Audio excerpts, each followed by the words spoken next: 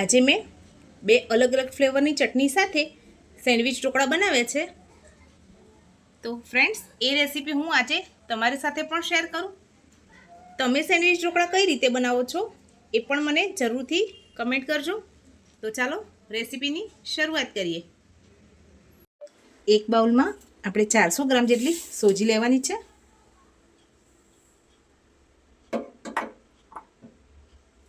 હવે એમાં આપણે એટલું જ દહીં ઉમેરીશું.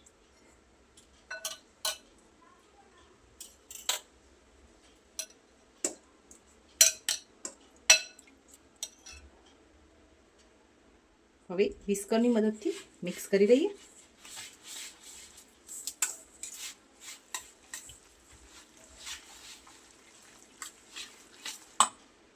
બેટર હજુ થોડું થીક છે એટલે આપણે થોડું એવું પાણી ઉમેરી મિક્સ કરી લઈશું. આ રીતે એક વખત સરસ રીતે મિક્સ કર્યા પછી આપણે બેટરને 10 મિનિટનો રેસ્ટ આપીશું.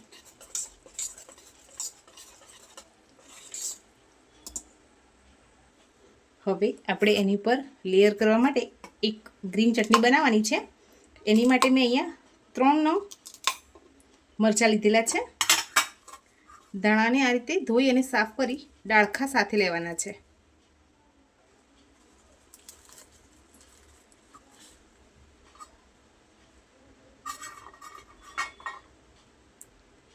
ચારથી 5 કળી આપણે લસણ ઉમેરી દઈશું. થોડું એવું 1 ચમચી જેટલું જીરું ઉમેરી દઈશું.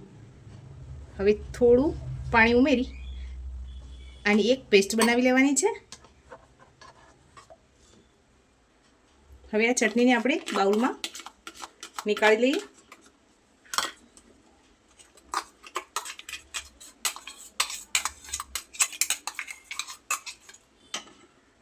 હવે આમાં જે આપણે બેટર બનાવીને રાખેલું 1 ચમચી જેટલું બેટર ઉમેરી દઈશું.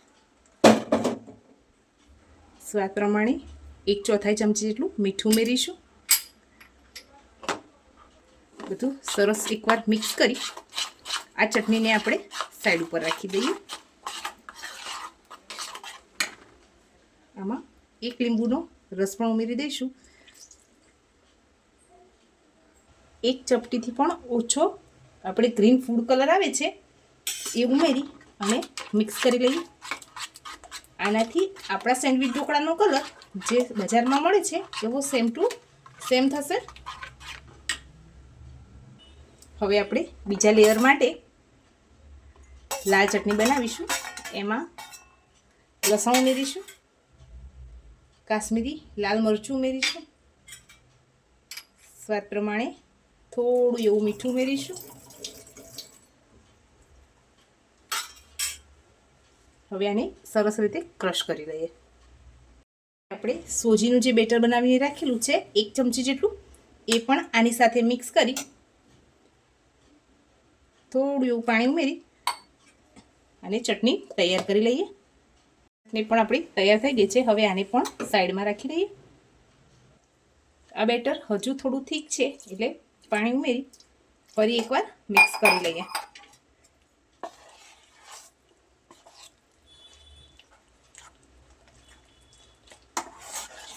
બહુ પતલું નથી કરવાનું, મીડિયમ થીક રાખીશું.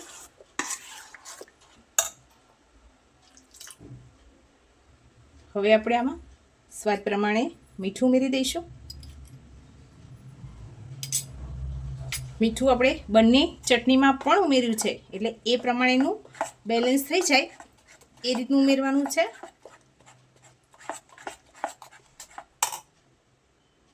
હવે આપણે એમાં તેલ ઉમેરીશું જેથી આપણા સેન્ડવિચ ઢોકળા ઠંડા થાય તો પણ સરસ એકદમ સોફ્ટ રહે. અહીંયા મેં 2 મોટી ચમચી જેટલું ઉમેર્યું છે.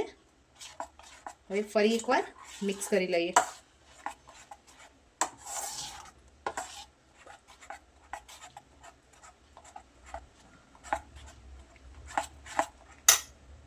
હવે આપણે આ બેટરને 2 અલગ અલગ બાઉલમાં નીકાળી લઈએ. હવે 1 ચમચી જેટલો ઈનો આપણે આમાં ઉમેરી દઈશું. થોડું ઉપરથી પાણી ઉમેરીશું જેથી આપણો ઈનો સરસ રીતે એક્ટિવેટ થઈ જાય.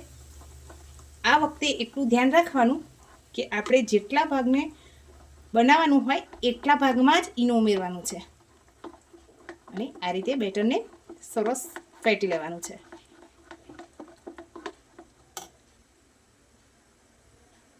મેં આ રીતનો એક સ્ટીલનો ડબ્બો લીધેલો છે. એમાં આ બેટરને આપણે એક લેયર કરી દઈશું.